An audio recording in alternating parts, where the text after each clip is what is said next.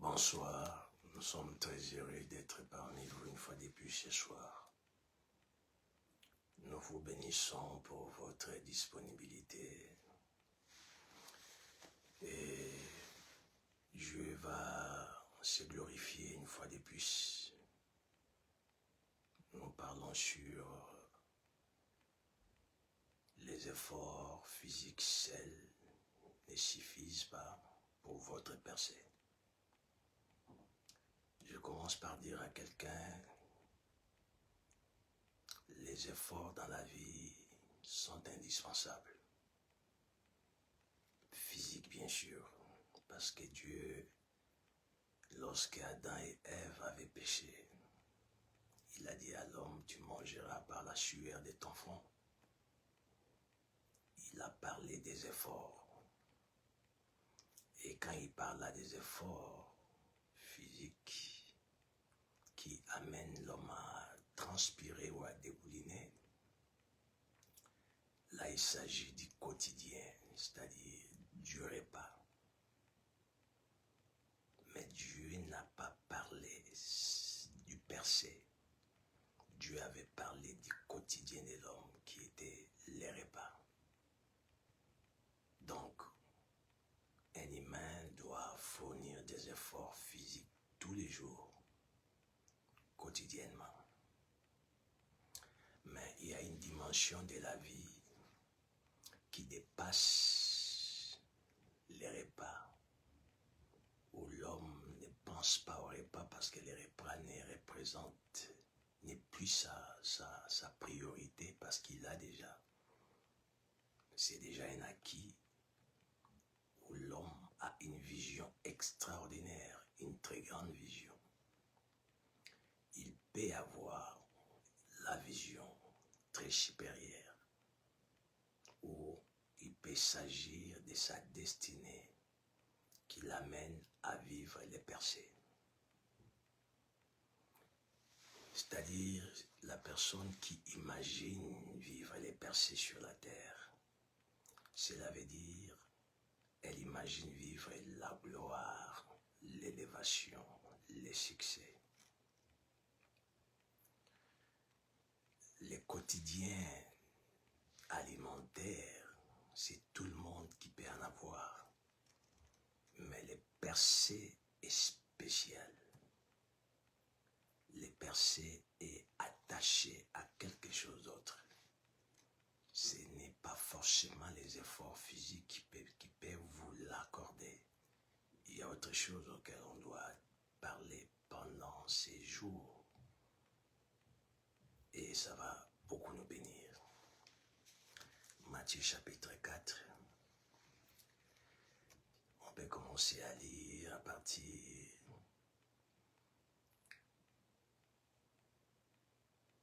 du 9e verset. 8e verset si vous voulez.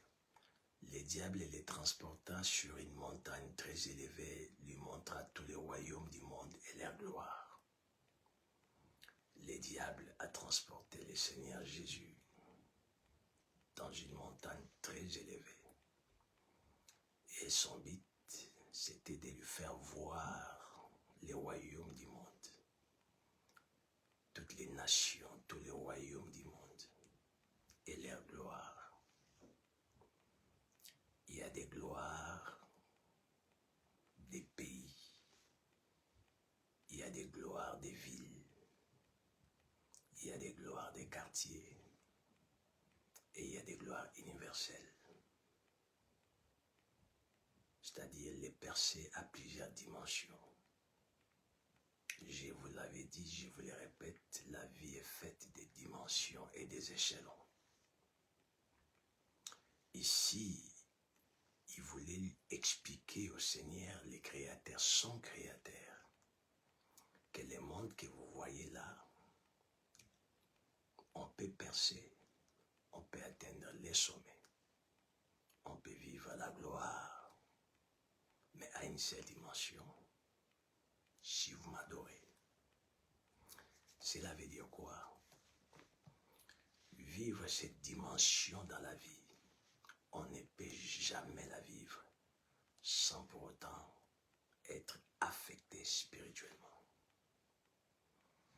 y a des gens qui ont percé sur la terre, que vous connaissez et moi je connais.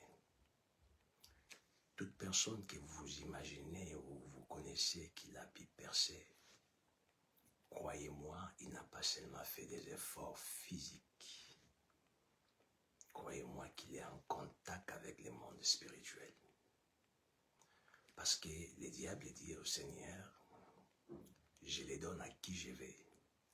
C'est-à-dire cette dimension de gloire, cette dimension de l'élévation, cette dimension de l'influence. On ne peut jamais la voir parce qu'elle est contrôlée dans le monde spirituel. Si on n'a pas les contacts avec ces mondes. Et il y a des gens qui sont allés vers le diable, ils l'ont adoré, ils ont les percés, ils ont pu percer, ils ont la gloire, ils ont les succès, l'élévation, et que sais-je encore. Mais Marc chapitre 8, si je ne m'abuse, verset 37, les Écritures disent que certes il a un homme de gagner tout le monde, mais de perdre son âme. Dieu nous envoie sur la terre pour l'adorer et pour régner. Mais on ne peut pas trahir le Seigneur pour vivre les percées. Les percées, on doit les vivre avec Dieu. Mais comment ceux qui appartiennent à Dieu peuvent-ils vivre les percées? Les premiers points. 1 Samuel chapitre 9. À partir du 3e verset, qu'est-ce que les Écritures nous disent?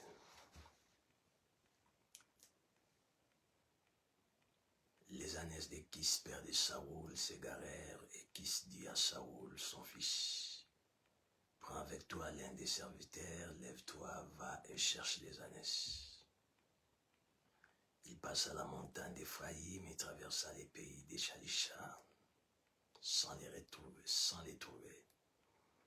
Ils passèrent les pays des Chalim, et elles n'y étaient pas. Ils parcoururent les pays de Benjamin, et ils ne les trouvèrent pas.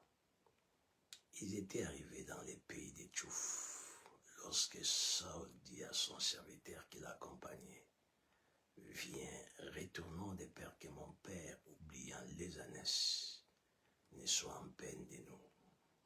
Le serviteur lui dit, voici, il y a dans cette ville un homme de Dieu, et c'est un homme considéré.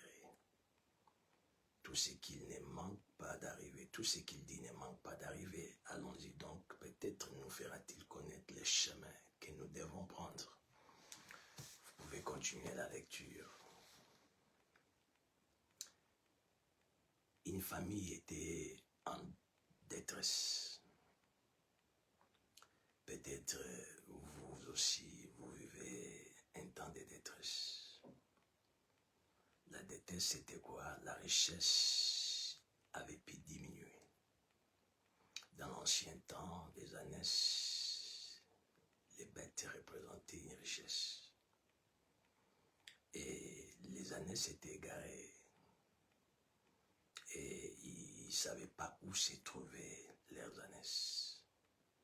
Toute la famille était motivée à pouvoir retrouver cette richesse qui n'était plus visible.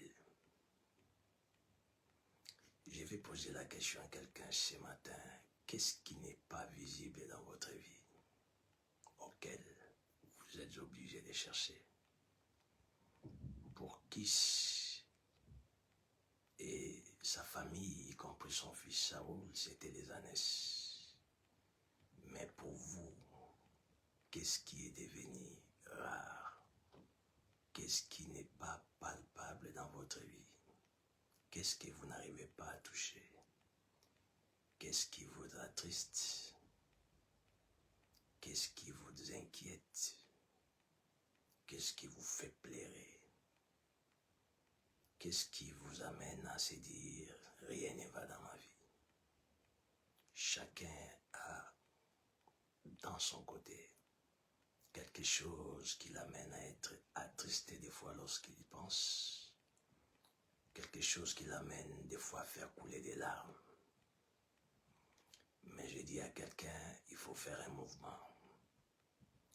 Tout ce qui vous attriste, tout ce qui vous inquiète, tout ce qui vous fait pleurer a une solution.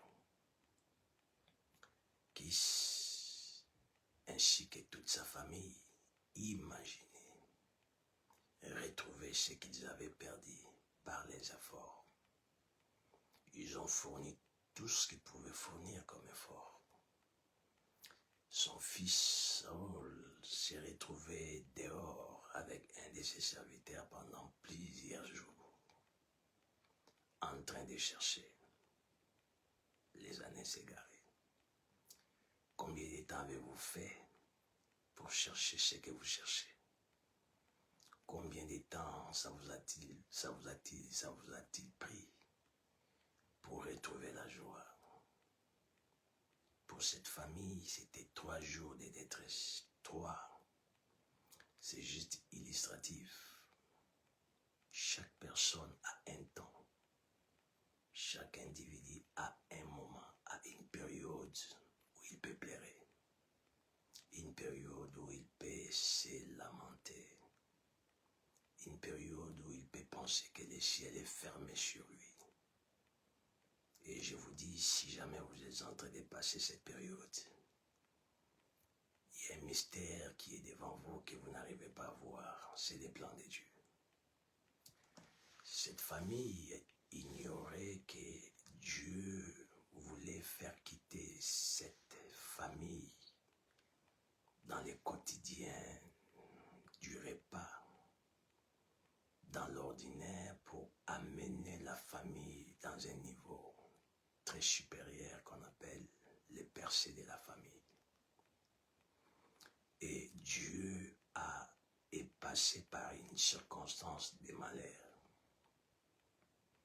J'ouvre une parenthèse à quelqu'un pour lui dire ce matin, cette nuit, ce soir, Dieu peut passer par un malheur pour vous faire entrer dans une nouvelle page de votre vie. Il en a fait avec cette famille. Il visait l'élévation et la gloire de la famille. Mais il crée une circonstance qui bouleverse tout le monde. C'est pourquoi je dis à quelqu'un ce soir, je l'ai dit comme mon père spirituel a toujours dit, le général Sonny Kafuta Rockman, c'est lui qui perd la maîtrise de soi, perdra le contrôle de la situation. Quelles que soient les circonstances qui peuvent vous arriver, quel que soit les temps que vous pouvez passer, développer la maîtrise de soi. Ne perdez pas le contrôle de la situation.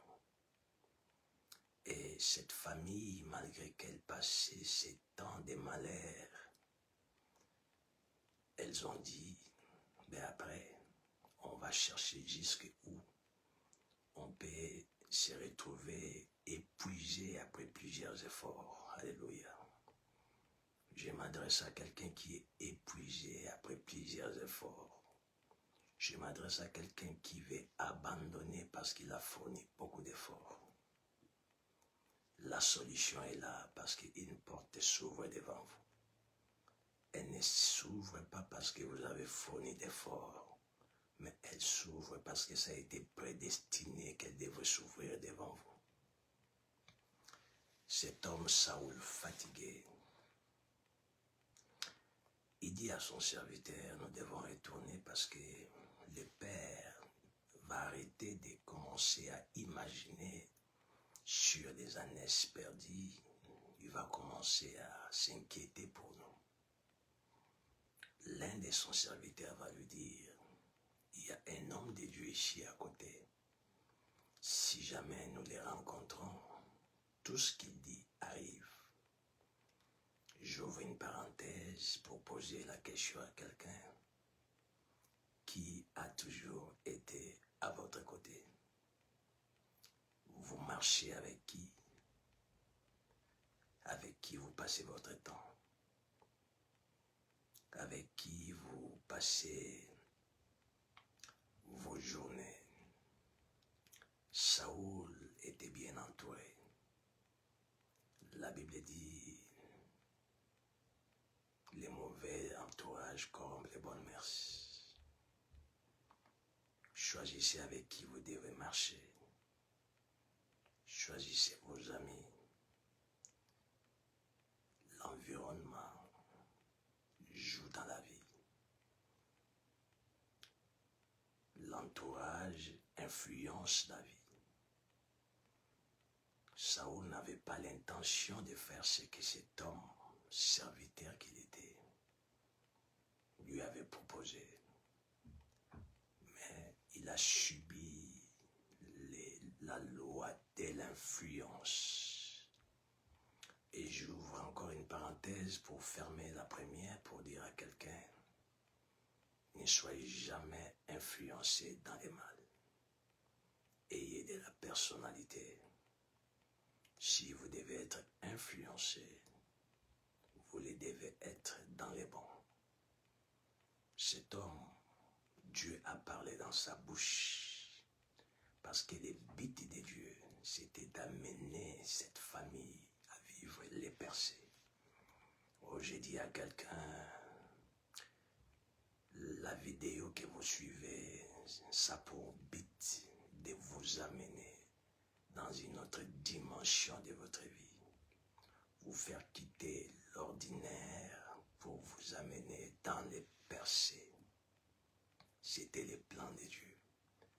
Dieu a utilisé cet homme à côté de Saül, comme Dieu peut utiliser cette vidéo pour basculer, pour vous faire vivre les basculements de votre vie. Les premiers points pour vivre les percées, pour commencer à vivre la gloire, l'élévation et le succès. Retenez les premiers points.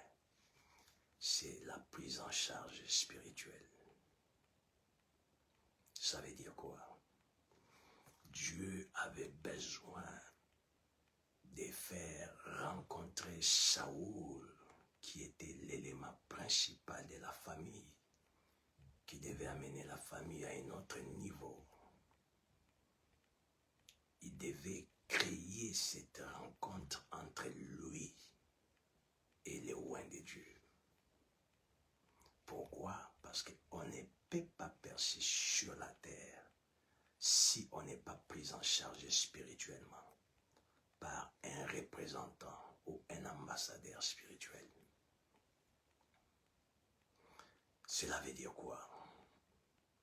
Sur cette terre des hommes, il y a des hommes, il y a des femmes qui sont très spirituels. Ils ont des liens et des contacts avec les royaumes spirituels. Il y a des gens qui sont serviteurs du diable. Ils ont établi l'alliance avec Satan.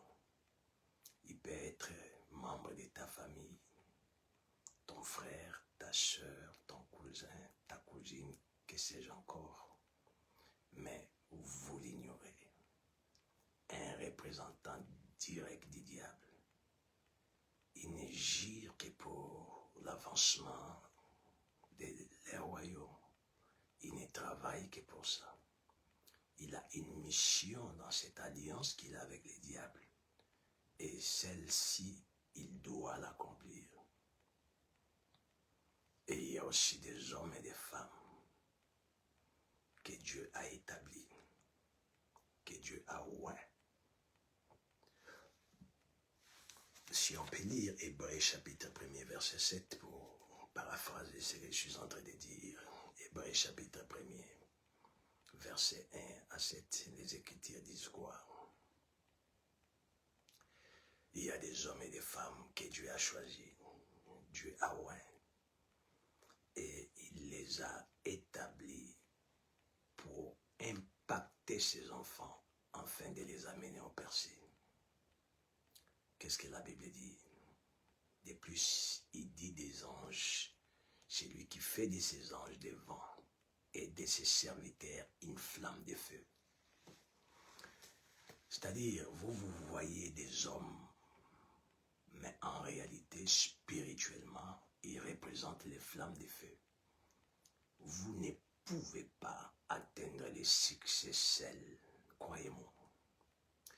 Vous ne pouvez pas atteindre l'élévation seule. Je peux vous donner multiples témoignages dans la Bible.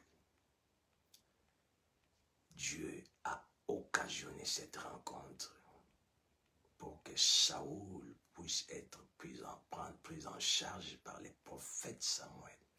Parce que c'était le premier point, le point du départ. Il doit être pris en charge spirituellement par quelqu'un qui a une alliance avec Dieu pour l'amener au percé. Pourquoi? Parce que c'est lui qui a l'alliance avec Dieu. Si nous lisons cela dans le livre des Actes des Apôtres, chapitre 27, verset 22, qu'est-ce qui se passe avec ceux qui sont appelés et qui ont alliance avec Dieu? Les Écritures disent quoi? La Bible dit ceci.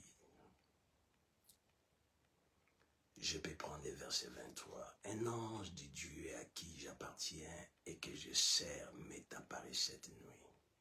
Voilà les mystères des hommes qui ont été appelés, établis et oints par Dieu. Il dit, ici c'est Paul qui parle, un ange de Dieu à qui j'appartiens et que je sers. C'est-à-dire, la personne que Dieu a établie, il a oint pour qu'il prenne en charge son peuple, une partie de son peuple. Ne marchez pas seul lorsqu'on est appelé. Ouais, Dieu met en votre disposition des anges, des esprits invisibles qui doivent travailler avec vous, non pour votre intérêt, mais pour l'intérêt du royaume, pour amener tous ces peuples, tous ces enfants de Dieu qui vont être sous votre responsabilité spirituelle au percé et à la réussite. Paul s'est retrouvé dans la barque avec plusieurs personnes. Il leur dit, ne craignez point. Je vous dis, un ange à qui j'appartiens. C'est-à-dire un ange qui travaille avec moi. Alléluia. Je vous pose une question, vous vous retrouvez dans quelle barque? La vie est faite de barques. Cela veut dire que vous êtes sous la responsabilité spirituelle de qui? Il y a des enfants de Dieu qui pensent prier Dieu seul, craindre Dieu seul suffit. Dieu ne fonctionne pas de cette manière. Dieu, quand il vous voit, il doit vous voir sous la responsabilité spirituelle des lignes des personnes qu'il a établies, qu'il a ouintes. Et Saoul dit, un ange de Dieu à qui j'appartiens et que je sers m'est apparu cette nuit. Et m'a dit, ne crains point, il faut que tu comparaisses devant César. Et voici, Dieu t'a donné tout ce qui navigue avec toi. Dieu donne à ses oints des personnes qui sont sous leur charge spirituelle. Le deuxième point, quand on est pris en charge par un oint, ce n'est pas fini. La prise en charge d'un oint, c'est la rencontre entre vous et les oints de Dieu. Malheureusement, il y a aujourd'hui des faux qui prennent l'image des vrais. Ma prière pour vous ce soir est que Dieu vous enlève sur votre chemin des faux oints, des faux appelés, pour qu'il place devant vous et sur votre chemin des personnes qu'il a ointes, qu'il a établies et qu'il a donné à leur charge. Il a mis à leur disposition des anges. Et Saoul a rencontré Samuel, c'était les buts que Dieu voulait atteindre. Mais il est passé par un malheur. Mais un malheur qui était indispensable pour que cet homme puisse devenir fils spirituel du prophète Samuel. Qui est votre père spirituel? Qui est votre conducteur spirituel? Vous êtes dans la barque de qui? Qui est le garant de votre âme? Parce que les hommes de Dieu sont les garants des âmes. En fait, vous, en réalité, vous voyez une relation humaine, vous voyez un homme, une femme qui vous prêche, qui vous parle de Dieu, mais en réalité, dans le monde spirituel, il a une identité autre et une responsabilité très puissante. Et si vous les lisez dans Hébreux chapitre 13, verset 14, vous allez constater cela. Et là, la Bible dit, on peut lire rapidement pour terminer. Hébreux chapitre 13, verset 14. Qu'est-ce que les Écritures disent? Car nous n'avons point ici-bas cité permanente. Hébreux combien? 13, 17, pardon. Obéissez à vos conducteurs et ayez pour eux de la déférence, car ils veillent sur vos âmes, comme devant à rendre compte, et qu'il en soit ainsi, afin qu'ils les fassent avec joie et non en gémissant, ce qui vous ne serait donc qu'un avantage.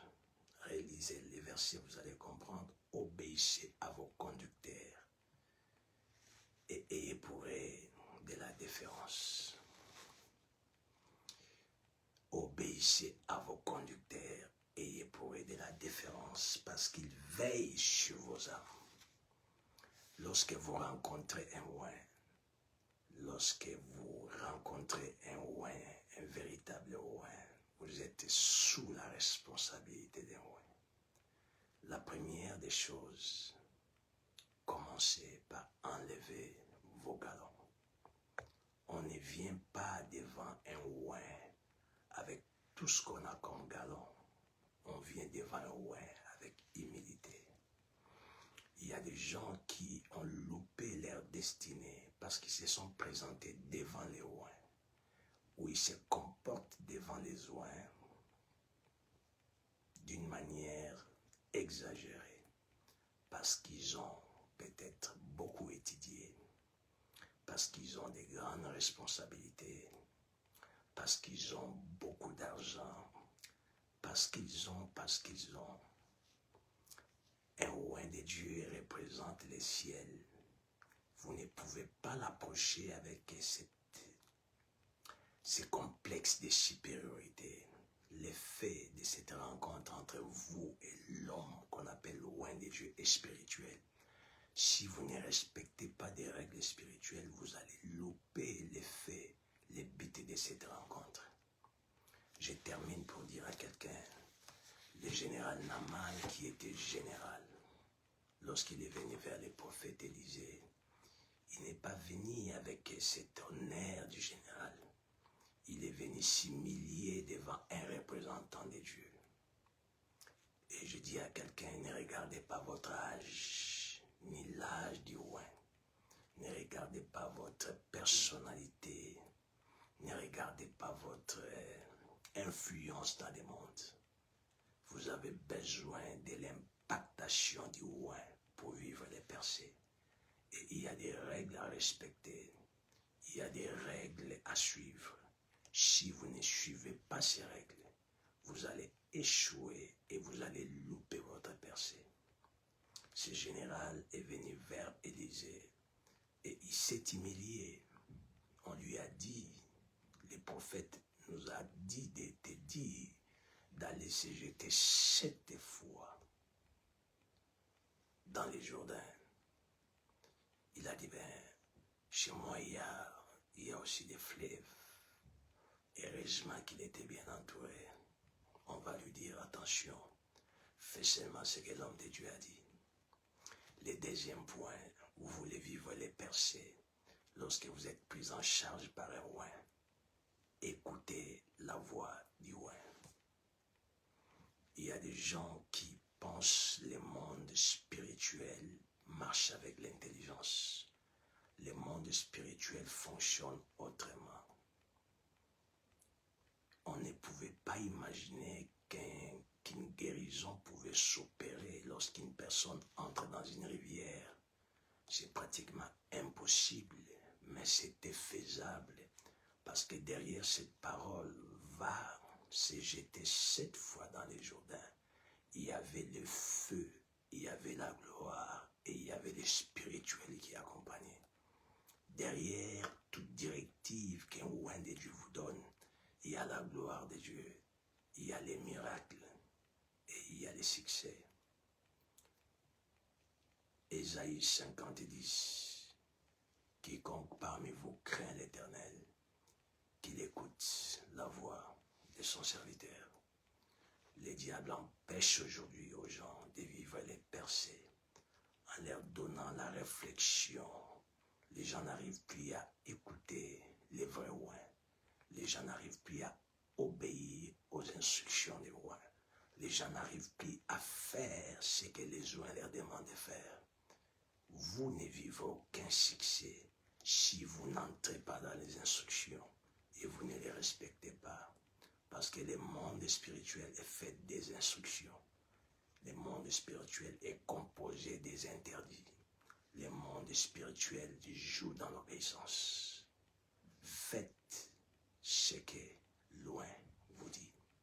Samuel, en rencontrant Saoul, il lui a pris en charge spirituellement. Il lui a donné des instructions.